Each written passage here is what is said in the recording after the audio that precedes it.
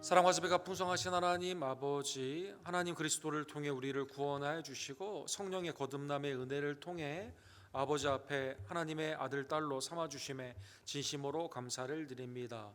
천국의 가족들로 우리 언덕교회 식구들을 축복하여 주시며 날마다 하나님의 말씀과 기도 가운데 아버지 앞에 예배하며 서로 사랑하며 자녀답게 빛과 소금으로 나아가게 하심에 감사를 드립니다. 특별히 우리 어머니 주일을 맞이하여 우리 언덕교회 어머니와 아버님들을 축복하여 주시옵소서. 병 가운데 있는 지체들에게는 나음의 은혜를 더하여 주시옵시고 영육간의 강건함의 축복이 하나님을 향한 기도의 응답으로 온전히 나타나기를 간절히 원합니다. 예수만을 섬기는 우리 언덕교회 온 가정들 되기를 원합니다.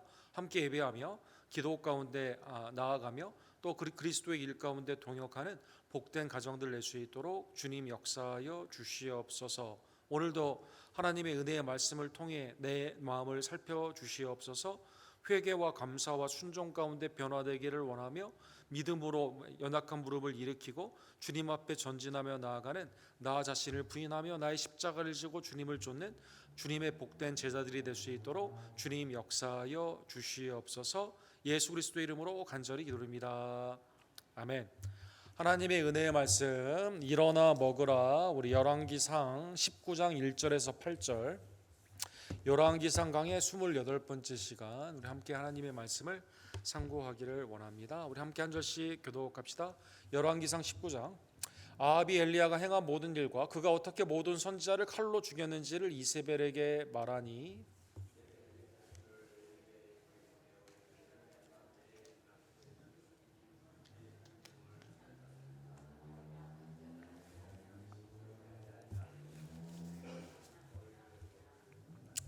그가 이 형편을 보고 일어나 자기의 생명을 위해 도망하여 유다에 속한 브엘세바에 이르러 자기의 사환을 그곳에 머물게 하고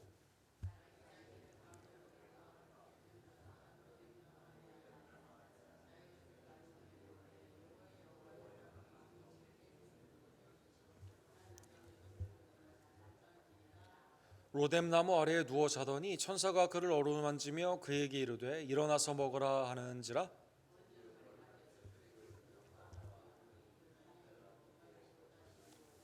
여호와의 천사가 또 다시 와서 어루만지며 이르되 일어나 먹으라. 내가 갈 길을 다 가지 못할까 하노라 하는지라. 이에 일어나 먹고 마시며 그 음식물의 힘을 의지하여 40주 40야를 가서 하나님의 산 호렙에 이르니라. 아멘. 일어나 먹으라. 오늘 하나님의 은혜의 말씀을 상고하기를 원합니다.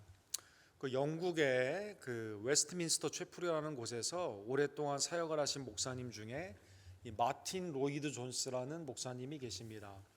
이분은 매우 특이한 경력을 가졌는데 원래는 의사였는데 이 그 영국의 황실이나 아니면 귀족들 이러한 사람들을 이렇게 돌보는 의사였는데 이제 귀족들이 방탕한 삶 가운데 뭐 온갖 지저분한 병들을 다 가지고 이렇게 고쳐달라고 오게 되었을 때 이게 고치면서 약을 주기도 하고 또 수술도 하기도 하고 여러 가지 일을 했는데 이 한 귀족에게 앞으로 이렇게 성적으로 방탕한 일을 하게 되면 똑같은 병이 걸리니까 삶을 좀 깨끗하게 해야 될 것 같습니다. 이렇게 조언을 했는데요. 그 귀족이 이렇게 말했다고 합니다. 당신은 내 몸이나 고치지 내 삶에 대해서 이래라 저래라 하지 말라, 이렇게 말을 했다고 하죠. 그래서 그렇지 않아도 하나님의 소명 가운데 기도를 하고 있었는데 그게 계기가 돼가지고 신학을 공부하게 되었습니다. 그리고 나중에 목사가 되어서 이제 영국의 큰 그 웰리쉬라고 하죠. 웰리쉬 부흥운동에 귀 쓰임을 받는 목사님이 되셨습니다.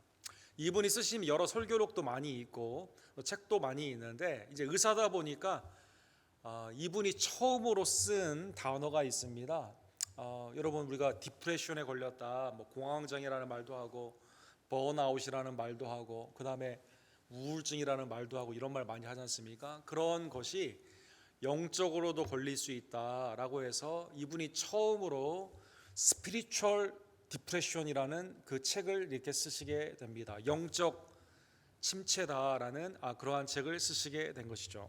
그래서 뭐 여러 가지 우리의 삶의 삶 가운데 내가 항상 기쁨이 사라지고, 이게 이제 주의 일을 열심히 하는 사람들에게 걸리는 겁니다. 주의 일을 안 하는 사람에게는 안 걸리는 거예요. 영적으로 굉장히 많은 일을 하는 사람들이 어느 날 주의 일을 하는 게 기쁘지가 않고, 내가 뭘 한다 하더라도 변화되는 게 없고 자꾸 낙심되는 상황이 있게 되었을 때 뭐 기도도 되지 않아요. 삶 가운데 그냥 우울하게 계속 지나게 가게 됩니다. 영적으로 무기력해지게 되는 이러한 현상이 지속적으로 되게 되는 현상, 이것을 스피리추얼 디프레션이라는 단어로 이렇게 의사다 보니까 의학적인 용어와 영적인 성경에 있는 그것을 이렇게 결합을 해가지고 처음으로 이렇게 쓰시게 되었습니다.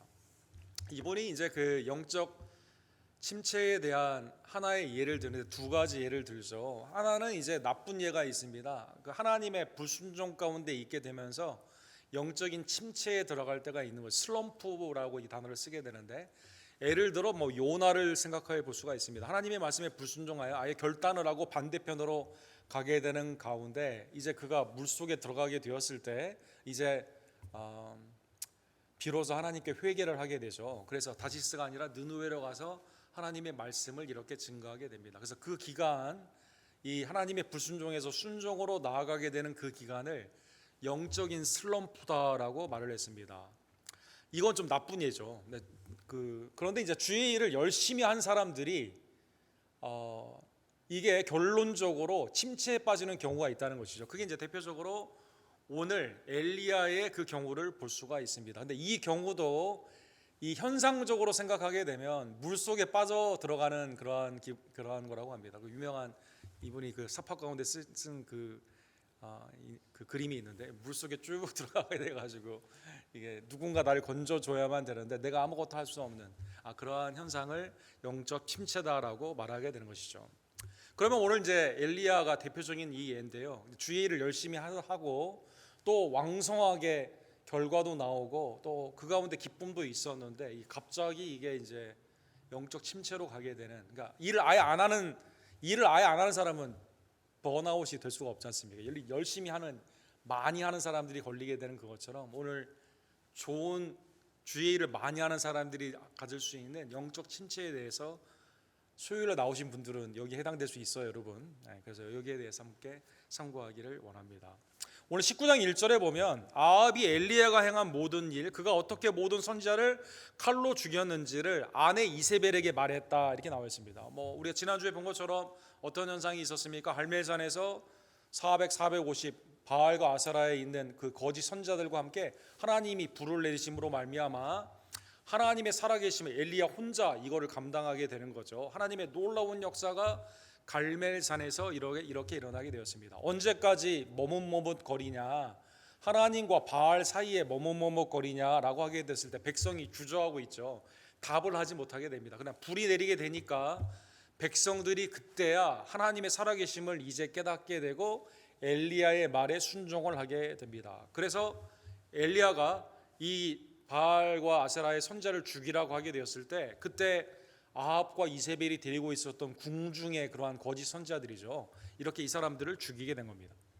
그런데 18장 후반부에 보면은요, 엘리야가 아합이나 이세벨에게 우상 타파를 해주게 되고 하나님께 돌아오는 살아계신 역사를 돌릴 뿐만 아니라 3년 반 동안 있었던 이제 비가 오지 않는 가뭄에서 큰 비 오는 소리가 들린다라고 하면서 이스라엘로 가게 되는 아합에게 빨리 가야 된다, 이렇게 알려주게 되죠. 즉 가뭄이 해결이 되고 그 다음에 아합이 그 마차가 물에 이제 잠기지 않도록 안전함으로 아합을 위해서 이렇게 말을 했거든요. 그러니까 어떻게 보면 하나님의 보내신 엘리야는 아합과 이세벨에게 자기의 죄를 깨닫게 할 뿐만 아니라 자기의 생명을 건져준 은인입니다.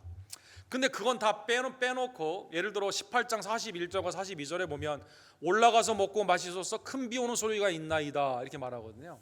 그래서 아합이 먹고 마시러 올라가니라. 이건 국가적으로 가뭄이 끝나는 것이며 그 다음에 안전하게 갈 수 있는 일이기 때문에 이걸로 말미암아 아합과 이세벨의 정치, 국가에 대한 통치가 더 좋아지는 거거든요. 근데 이 부분은 다 뺐어요. 근데 아합은 머리 생각에 뭐가 있는 거예요? 이 바알과 아사라의 선자를 죽였다. 그리고 이제 그거를 누구한테 말해요? 이세벨에게 고자질하게 되는 것처럼 매우 연약한 왕의 모습이 나타나게 되는 것이죠. 하나님의 은혜를 잊어버리고 이 엘리야가 우리가 다스리는 궁중의 바알과 아사라의 이 선지자를 죽였다는 말을 듣게 되니까 이세벨이 다음과 같이 말을 하게 됩니다. 이세벨이 사신을 엘리야에게 보내어 이르되 내가 내일 이맘때에는 반드시 내 생명을 저 사람들 중에 한 사람의 생명과 같게 하리라. 그렇게 하지 아니하면 신들이 내게 벌 위에 벌을 내림이 마땅하니라 한지라. 아니 가뭄이 그쳤고 살아계신 하나님의 역사가 북이스라엘의 영적인 부흥으로 백성들도 돌아오게 되는 놀라운 은혜가 있었고, 그 다음에 아합도 그걸 봤기 때문에 회개의 기회가 있었는데 이세벨은 무슨 생각을 하는 거예요? 다신, 오늘 본문에 보면 신들이 내게 이렇게 돼 있어요. 다신교에 여전히 우상 숭배를 하게 되고 그동안에도 많은 선지자를 죽였거든요. 그래서 오늘 본문에 보면 엘리야에게도 이렇게 살인적인 네가 곧 죽게 된다고 하는 위협을 이렇게 보내게 되는 것입니다. 이 두 부부의 모습을 보게 되면 전혀 아합이 하나님의 기름 부음을 받은 왕으로서 제사장의 그 가정에서는 제사장이고 그 다음에 나라에서는 하나님의 말씀 앞에 인도함을 받아야 되는데 이 집에는 실질적으로 누가 주인입니까? 이세벨이 주인인 것을 알 수가 있습니다. 이 비슷한 사건이 나중에 보면 또 하나 나타나죠. 열왕기상 21장에 보면 이 나봇의 포도원을 아합이 갖고 싶거든요. 전전긍긍합니다. 그런데 이제 나봇이 이 포도원은 하나님의 말씀 가운데 땅을 주고받으라고 하지 않았기 때문에 거래를 할 수가 없기 때문에 팔 수 없다. 하나님의 은혜 가운데 우리에게 주신 그 유산을 내가 팔 수가 없다라고 말을 하게 되니까 이거 어떻게 할 수 없는 매우 그냥 우왕좌왕을 하게 됩니다. 이때 아합이 어떻게 말할까요? 21장 7절에 보면 왕이 지금 이스라엘 나라를 다스리니까 일어나 식사하시고 마음을 즐겁게 하소서. 내가 이스라엘 사람 나봇의 포도원을 왕께 드리겠나이다. 해결사가 누구예요? 이 집에 남자는 아주 우유부단하고 아무 결정도 못해. 그냥 그냥 결정 장애처럼 있는 것처럼 이게 마음이 왔다 갔다 합니다. 은혜를 받았어도 이걸 전혀 깨닫지 못하게 되고, 그렇다고 해서 또 사람을 또 이렇게 해칠 수 있는 그런 것도 아니에요. 아주 그냥 우유부단한 연약한 아합인데 이걸 누가 조정을 하냐면 이세벨이. 내가 전에도 많이 죽였거든요.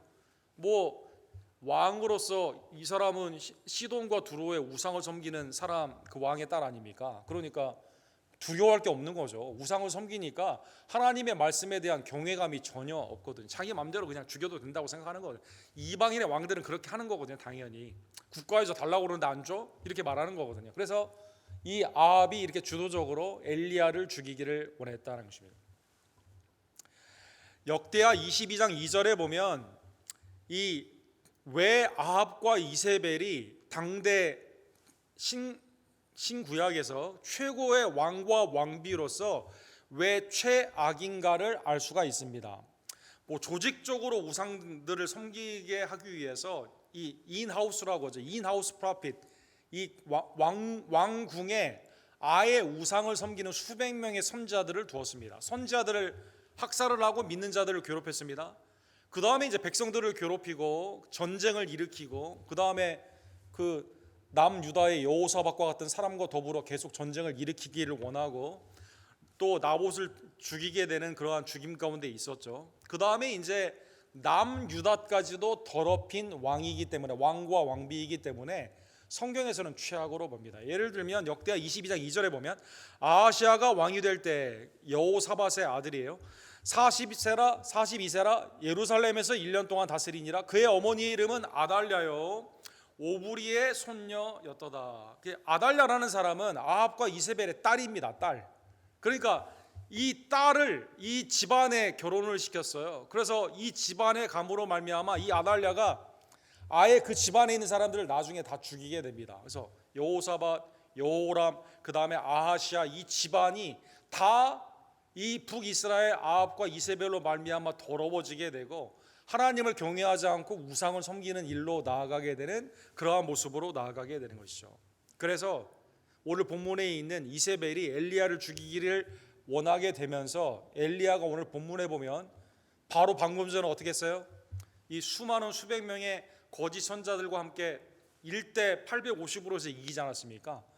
근데 오늘 본문에 보면 이거를 보고 도망을 가게 됩니다. 이세벨이 날 죽인다고 하는 편지를 받게 되면서 이때 담대히 나아가지 않고 도망을 가게 되는 것이죠. 3절에 보면 그가 이 형편을 보고 일어나 자기 생명을 위하여 도망하여 이렇게 되십니다. 성경에 도망했다라고 나와 있습니다. 유다에 속한 브엘세바에 이르러 자기의 사환을 그곳에 머물게 하였다. 여러분, 갈멜산은 지도에 보시면 이 갈릴리 서쪽에 있는 거죠. 이 지중해와 갈릴리 사이에 있는 산 아닙니까? 거기에서부터 북이스라엘에서 남유다로 피했는데 브엘세바는 어디예요? 남쪽 중에서도 가장 끝에 있는 그 경계까지. 그러니까 여기 가면 아마 아합과 이세벨이 나를 쫓아오지 못하리라 이렇게 생각을 했던 것 같아요. 그래서 이제 여기까지 이렇게 피하게 되었다는 것입니다. 또 영적으로는 브엘세바가 여기에서 처음으로 하나님의 이름을 부르면서 아브라함이 단을 쌓았던 곳 아닙니까? 그 다음에 이제 창세기 26장에 보면 여기에서 이제 이삭이 자리를 잡은 곳이기도 하죠. 그 다음에 창세기 46장에 보게 되면 애굽이 식구들을 데리고 가게 되었을 때 애굽으로 넘어가기 직전에 여기에서 마지막 예배를 드리게 됩니다. 그래서 브엘세바가 매우 중요한 경계선에서 넘어가면 이제 애굽으로 가는 거예요. 중요한 그 지역인데 여기까지 남쪽으로 해서 이렇게 피하게 되었다는 것입니다. 피한 다음에 사환을 거기 둔 다음에요, 자기는 또 광야로 나아갑니다. 4절에 보면 신광야라고 하죠. 그 다음에 맨 밑에 보면 호렙이 있게 되는 그곳인데 위쪽인 것 같아요. 그 광야로 하루길쯤 갔다라고 나와 있습니다. 그리고 부름추려라고 불리우게 되는 이 광야에서만 있는 잎사귀가 많이 있는 그런 나무도 아니에요. 그냥 옆으로 퍼지면서 그늘도 제대로 만들지 못하는 그곳에 가서 자기가 죽기를 원하여 이르되 여기에서 죽기를 원했다는 것입니다. 여호와여 넉넉하오니 지금 내 생명을 거두시옵소서. 나는 내 조상들보다 낫지 못하리다. 본문에 보면 엘리야가 바로 방금 전에는 갈멜산에서 하나님의 놀라운 역사 가운데 불이 내려오는 그 기적의 역사, 또 그 전에는 어떤 일을 했습니까? 사르밧 과부를 먹이고 그 다음에 사르밧 과부의 아이를 이렇게 살리지 않았습니까? 그 다음에 그가 기도했을 때는 비가 오지 않고 기도했을 때 또 비가 오게 되는 대표적인 그러한 선지자인데 승리를 방금 했어요. 그런데 이세벨이 죽이고자 하게 되었을 때 브엘세바 끝까지 갑니다. 거기에서 광야 하루길을 갑니다. 거기에서 하나님과의 단독자로 서가지고 하나님과의 기도의 교제하는 그게 아니라 죽여달라고 말을 했다는 것입니다. 여러 가지 생각을 우리가 해볼 수가 있겠죠. 예를 들어 이세벨에게 준 눈이 차라리 하나님이 날 그냥 거둬가시면 좋겠다라고 생각을 했던 것 같습니다. 육신으로 매우 피곤하죠. 지금 사람들한테 도움을 구할 수도 없는 상황 가운데 극도의 피로감 가운데 지금 그냥 차라리 이렇게 죽는 게 낫겠다 이런 상황이죠. 영적으로 내 눈에는 이세벨이 다 사람들을 죽인 것 같거든요. 하나님이 남겨둔 자가 보이지가 않거든요. 영적인 외로움과 탈진, 아무도 내 주위에 없다, 나를 도와주는 사람이 없다, 나 혼자만 이렇게 돼 있다 이렇게 생각하는 거죠. 그 다음 영적인 실패감입니다. 이세벨에게 내가 아무것도 할 수가 없고 결국 나는 죽게 되는구나라고 생각을 하게 되는 것입니다. 이 19장 10절 후반부에 보면 비슷한 말을 이렇게 합니다. 여호와께 열심히 유별하오니 이는 이스라엘 자손이 주의 언약을 버리고 주의 제단을 헐며 칼로 주의 선자들을 죽였사오며 오직 나만 남았거늘 이렇게 말하거든요. 오직 나만 남았거늘 그들이 내 생명을 찾아 빼앗으려 하나이다. 하나님의 남은 사람들이 7,000명이 있는 그러한 것들을 지금 생각을 못하고 오벳이라는 선지자가 지금 있고 그 사람도 열심히 지금 50명씩 이렇게 숨겨두면서 하는 그러한 사역이 있는데 지금 그런 판단이 되지가 않는 거예요. 내 눈에는 내가 지금 곧 죽게 생겼기 때문에 육신적으로 피곤하고 영적으로 탈진이 왔고 그 다음에 삶 가운데는 나를 죽이려고 왕이 쫓아오는 그러한 상황 가운데 그냥 여기에서 죽는 게 낫겠다 이렇게 생각을 한 거다라는 것입니다. 그러면 하나님은 엘리야에 대한 무슨 계획을 가지고 계셨을까요? 먼저 앞에 있는 것처럼 하나님은 살아계신 하나님임을 알려주기 위해서 갈멜산에서 불을 내려주심으로 말미암아 엘리야를 통해 역사하셨죠. 그 다음에 사랑하는 성도 여러분, 엘리야에 대한 하나님의 계획은 뭡니까? 엘리야가 이 땅에서 죽음을 경험합니까? 안 합니까? 죽음을 경험하지 않고 회오리바람으로 하나님께 가지 않습니까? 하나님은 엘리야를 통해서 사망이 끝이 아니라 영생, 하나님의 임재로 가게 되는, 어떻게 보면 부활의 모형, 우리의 영생의 모형을 주시기 위해서 엘리야에 대한 생각을 가지고 있거든요. 그래서 여러분, 신약에 보게 되면 예수님이 산상에서 변모되게 되었을 때 누가 나타납니까? 중보자 모세, 그 다음에 한쪽에서는 누굽니까? 죽음을 보지 않고 하늘에 올린 엘리야가 나타나지 않습니까? 그러니까 엘리야는 하나님이 자기에 대한 계획이 뭔지를 몰라요. 그러니까 하나님의 계획은 너무나도 많이 있고 원대한데 현재의 상황 가운데 이게 보이지가 않는 거죠. 인간의 연약함이죠. 아무리 대선지자다 하더라도, 그렇죠? 아무리 내 삶 가운데 주의 일을 많이 했다 하더라도 여전히 우리는 하나님의 은혜가 필요한, 삶 가운데 고난 가운데는 이게 침체될 수밖에 없는 그러한 모습이다라는 것입니다. 그래서 죽기를 간구할 때 하나님이 응답하지 않죠. 하나님은 어떻게 응답하십니까? 도리어 천사를 보내주시게 됩니다. 5절에 보면 로뎀 나무 아래에 누워 자더니, 이제 자고 죽는 거예요. 그렇게 생각하는 겁니다. 천사가 그를 어루만지며 그에게 이르되 일어나서 먹으라 하는지라. 굉장히 아주 영적인 그림과 같은 표현이죠. 천사가 왔는데 야, 정신 차려, 너 그렇게 살면 안 돼 이렇게 한다던가, 율법으로 막 너 스스로 죽기를 지금 각오하고 너 지금 제대로 판단을 못하고, 이렇게 말하지 않고요, 그냥 오늘 본문에 보면 어루만졌다 이렇게 나와 있습니다. 참 아주 그냥 너무 영적인 하나님의 위로하심이 있는 그런 표현입니다. 그 다음에 특별한 말도 안 해요. 일어나서 먹으라 이 말만 합니다. 먹어라 이렇게 말합니다. 6절에 보면 본즉 머리맡에 숯불에 구운 떡과 한 병 물이 있더라. 이에 먹고 마시며 다시 누웠더라. 하나님의 은혜 가운데 이 주신 구운 떡과 그 물을 이렇게 먹게 되는 것이죠. 엘리야만 이 두 번 이러한 비슷한 경험을 하죠. 열왕기상 17장에 보면 요단 동쪽 그쪽으로 이제 피하게 되었을 때 가뭄이 일지 않았습니까? 비가 오지 않게 되는 그러한 상황 가운데 그때는 누가 먹였죠? 까마귀가 오지 않았습니까? 까마귀가 아침 저녁으로 까마귀가 고기와 떡을 이렇게 보내주게 됩니다. 근데 오늘 본문에서는 핍박당할 때에도 하나님이 엘리야를 보존하기 위해서 하나님의 사역 가운데 천사를 보내서 두 개 다 기적적인 역사죠. 떡과 물을 준비하여 주셨다는 것입니다. 자, 이 두 가지의 특징은 뭘까요? 앞에 17장에서는 엘리야를 통해서 하나님이 무슨 일을 하기를 원해요? 두로에 가가지고 사르밧 과부를 통해 살게 하시거든요. 거기에 이방에 대해서 하나님의 놀라운 기적의 역사가 일어나게 되거든요. 또 오늘 본문에 있는 이 사건도 그 다음의 사역이 뭡니까? 호렙에서 하나님의 놀라우신 은혜를 경험하게 되고, 그 다음에 이제 이스라엘의 다음 사역이 있거든요. 하나님의 다음 사역이 있는 그러한 상황 가운데 내 생각에는 이게 끝이라고 생각을 했는데 하나님께서는 엘리야에 대한 더 많은 계획을 가지고 있기 때문에 그게 이루어질 때까지 엘리야를 먹이시고 엘리야를 온전케 하셨다는 것입니다. 한 번만 먹인 게 아니라 7절에 보면 천사를 통해 이렇게 어루만지며 말씀하십니다. 일어나 먹어라, 내가 갈 길을 다 가지 못할까 하노라. 앞에 갈 길이 있다는 거죠. 그렇죠? 앞으로 갈 일이 있어요. 하나님이 우리에게 주신 사역이 끝이 아직 아니다라는 것입니다. 해야 할 일이 많이 있다라는 것입니다. 사랑하는 성도 여러분, 출애굽기 16장 35절에 보면 하나님께서 왜 이스라엘을 만나와 메추라기로 먹여주셨을까요? 언제까지 먹여주시죠?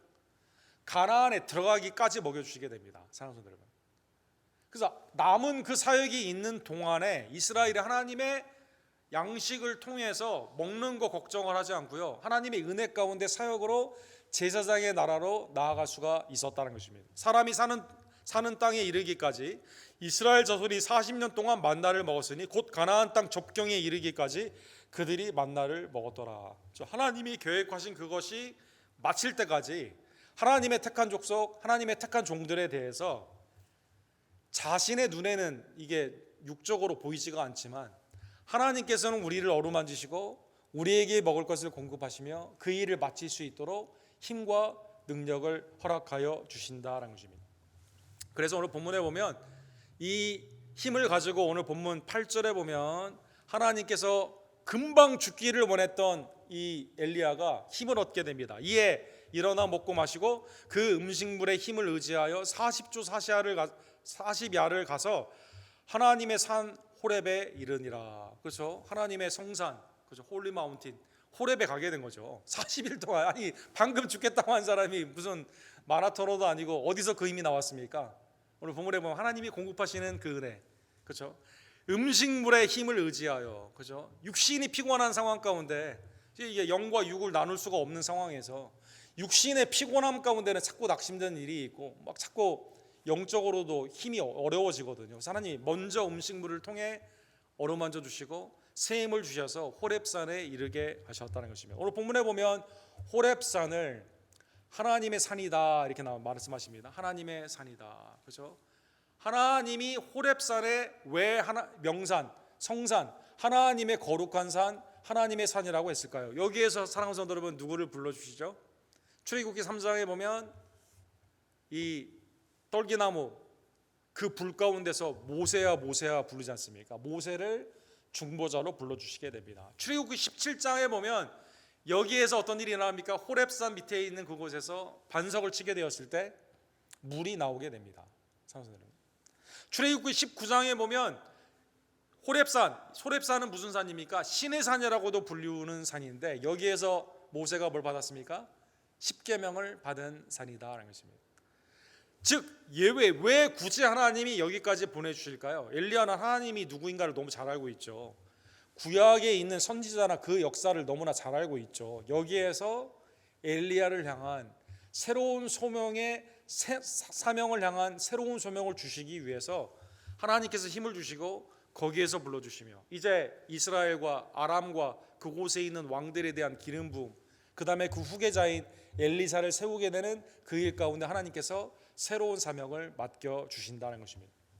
자, 오늘 본문의 말씀을 통해 사랑하는 성도 여러분, 하나님께서는 우리가 눈에 보이지 않고 진행되는 게 없고 열매가 맺히지 않는 것 같고 아무런 내가 일을 한다 해서 그 가운데 어떠한 변화도 일어날 것 같지 않지만 하나님께서는 지금도 그의 계획과 섭리에 따라 일하고 계심을 온전히 믿는 주의 종들 되기를 간절히 원합니다. 요한복음 5장 17절에 보면 예수께서 그들에게 이르시되 내 아버지께서 이제까지 일하시니 나도 일한다 하시매. 그렇죠? 안식일 논쟁에서 주님이 이 말씀을 하셨어요. 아버지께서도 지금 일하고 계시는 거죠. 무슨 일을 하십니까? 지금도 택하시고 섭리 가운데 운영하시며 구원하시는 하나님의 구속사의 일을 하시죠. 그리스도께서도 지금도 일하고 계시죠. 십자가와 부활과 승천 가운데 지금도 하나님 우편에서 우리를 위해 중보하시고 우리를 위해 지금도 간구하시는, 지금도 일하고 계신다라는 것입니다. 하나님은 계획하신 그것을 반드시 이루어 주시게 됩니다. 예수 그리스도를 통한 임마누엘, 그 아기를 통한 구원사가 이사야 9장에 보면 성취를 하나님이 어떻게 약속해 주십니까? 그 정사와 평강의 도함이 무궁하며 또 다윗의 왕자와 그의 나라에 군림하며 그 나라를 굳게 세우고 지금 이후에 영원히 정의와 공의로 그것을 보존하실 것이라. 만군의 여호와의 열심히 이를 이루리라. 그렇죠? 하나님께서 지금 열심히 일하고 계시는 거죠. 하나님의 놀라운 열심, 그 질투의 그 사랑 가운데 하나님이 우리를 구원하시고 구원사 가운데 잃어버린 양들을 찾으시고 지금도 주님의 나라 가운데 역사하시는 그 일을 우리가 하는 것 같지만, 그러니까 우리는 늘 낙심할 수밖에 없지 않습니까? 그러나 하나님의 열심히 이루는 것을 통해서 하나님은 지금도 일하고 계신다는 것입니다. 반면 주님은 여러분과 저에게 열심히, 하나님이 열심히 이루는 이 사역 가운데 우리를 불러주시는데 여러분과 저에게는 무엇을 주십니까? 엘리야를 어루만지듯, 엘리야를 떡과 물 가운데 먹여주시듯 우리를 위로하시고 우리에게 쉼과 힘을 허락하여 주신다는 것입니다. 고린도후서 7장 6절에 보면 그러나 낙심한 자들을 위로하시는 하나님이, 이렇게 되어 있습니다. 그래서 고린도 교회가 자꾸 하나님의 길이 아니라 다른 길로 가게 되었을 때 이 마음 가운데 슬픔이 있는 거죠. 이렇게 하면 안 되는데 내가 책찍을 가지고 가야만 되겠구나, 이렇게 있는데 이때 위로하시는 하나님이 디도가 와가지고 고린도 교회에 회개가 있는 그것을 말씀해 주시지 않습니까? 그래서 위로하시는 하나님이 낙심하지 않도록 위로함을 위해서 종을 불러주셔서 하나님의 은혜의 이 전진하는 그 역사를 알려주셨다는 것입니다. 그 다음에 마가복음 6장에 보면 주님은 먹을 겨를 없이 열심히 이 땅 가운데 일하지 않으셨습니까? 그런데 제자들에게는 어떻게 하셨습니까? 제자들에게는 쉬라라고 말씀해 주셨습니다. 예를 들면 마가복음 6장에 보면 이렇게 되어 있습니다. 사도들이 예수께 모여 자기들이 행한 것과 가르친 것을 낱낱이 고하니 이르시되 너희는 따로 한적한 곳에 가서 잠깐 쉬어라 하시니 이는 오고 가는 사람이 많아 음식 먹을 겨를도 없습니다. 자, 하나님께서 우리 여러분과 저에게 졸지도 아니하시고 주무시도 하지 하나님은 열심히 일하시는데 여러분과 저에게는 오히려 뭐라고 말해요? 수고하고 무거운 짐을 다 나에게 오게 하고 예수님의 사역 가운데 그렇게 바쁜데 주님은 뭐라고 말씀하십니까? 제자들에게 쉬어라. 한적한 곳에 가서 쉬어라. 엘리야에게 잠과 먹을 것을 주시고 그 힘을 의지하여 주의 일을 할 수 있도록 하나님의 안식을 우리에게 주신다는 것입니다.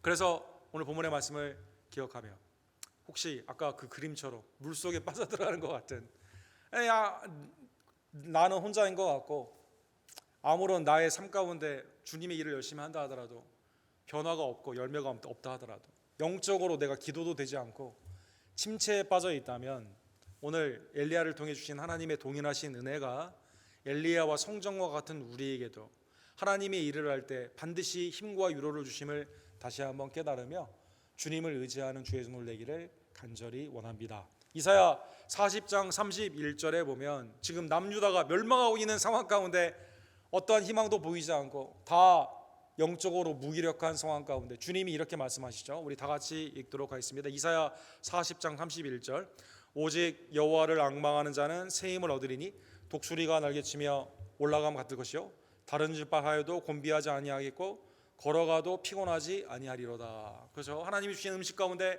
하나님의 위로함 가운데 힘을 얻어 40주야를 달려 호렙산에 간 것처럼 그렇죠? 주님을 앙망하는 자에게 하나님이 새 힘을 주심을 다시 한번 깨달으며 웅비와 비상의 신앙은 오직 주님을 앙망함으로 나타남을 다시 한번 깨달으며 주님을 온전히 의지하는 주의 손을 내기를 간절히 원합니다. 히브리서 12장 3절에 보면 히브리서 기자가 이사야 40장과 비슷한 말씀을 우리에게 주시죠. 너희가 피곤하여 낙심하지 않기 위하여. 그렇죠? 그래서 육신의 피곤과 영적인 침체가 이게 붙어 있죠. 엘리야 가운데 보게 되면 우리도 그렇죠. 사랑하는 여러분, 하나님의 은혜 안에서 피곤하게 되었을 때 낙심하게 되는 그러한 영적 침체가 있게 되는데 죄인들이 이같이 자기에게 거역하신 일을 참으신 일을 생각하라. 이때 누구를 바라봐야만 됩니까? 예수 그리스도를 바라봐야만 된다는 것입니다. 마음은 원이로되 육신이 약하도다. 주님이 잠자고 있던 제자들에게 그렇게 말씀하시고 그리고 세 번째로 갔을 때는 이제 자라 이제 됐다 이렇게 말씀하지 않습니까? 그러나 주님은 그대로 십자가를 지러 가시죠. 우리를 위해 일하시는 주님이 지금도 우리를 위해 중보하시며 우리를 위로하고 격려하고 있는 이때 여러분과 제가 육신의 피곤과 영적 침체를 넘어서서 이럴 때일수록 더욱더 주님을 바라보며 믿음 가운데 나아가는 예수 그리스도를 바라보는 그래서 새 힘을 얻는 주의 종들 되기를 주님의 이름으로 간절히 축원합니다. 기도합시다. 사랑과 자비가 풍성하신 하나님 아버지, 대선지자 엘리야도 또 생명의 위협 가운데 마음이 낙심이 되고 또 피할 길을 찾아 먼 길에서 죽기를 간구하는 연약한 모습이 있는 그 모습을 우리에게 깨우쳐 주심에 감사를 드립니다. 하나님 앞에 나의 심령과 또 나의 사역을 자랑하지 아니하며 언제나 주님의 은혜가 없이는 넘어질 수밖에 없는 죄인임을 깨닫게 해주심에 또한 감사를 드립니다. 엘리야와 성정이 같은 우리들을 지명하여 불러주시고 주의 일을 할 수 있는 하나님의 은혜를 주심에 감사를 드립니다. 그러나 이것이 나의 일이 아니라 주님의 일임을 다시 한번 깨닫게 해주시고 하나님의 열심히 반드시 이 일을 이룸을 우리가 알며 주님 앞에 모든 것을 맡기고 또 우리에게는 쉼과 위로가 되시는 그리스도가 함께 임재함을 깨달으며 기도 가운데 주님 앞에 간구하고 특별히 피곤하여 낙심하지 않도록 나를 위해 십자가를 지신 예수 그리스도를 온전히 생각하며 다시 한번 힘을 얻는 주의 종들 될 수 있도록 주님 역사하여 주시옵소서. 하나님, 주님을 앙망하는 자에게 새 힘을 주신다라고 말씀하여 주셨습니다. 하나님의 은혜 안에서 비상하고 공비하는 신앙이 주님을 바라보는 믿음의 의지 가운데 있음을 다시 한번 깨닫게 해주심에 감사를 드립니다. 오직 나의 힘과 지혜와 능력을 의지하지 아니하며 생사와 복의 주관자가 되시며 그리스도를 통해 구원하여 주신 하나님의 놀라우신 은혜의 왕 예수 그리스도만을 바라보고 온전히 의지하며 순종하며 나아가는 하나님의 웅비의 신앙자들이 될 수 있도록 우리 언덕교회 모든 지혜들을 주님 이 시간 세임 가운데 역사하여 주시옵소서. 예수 그리스도의 이름으로 간절히 기도드립니다. 아멘.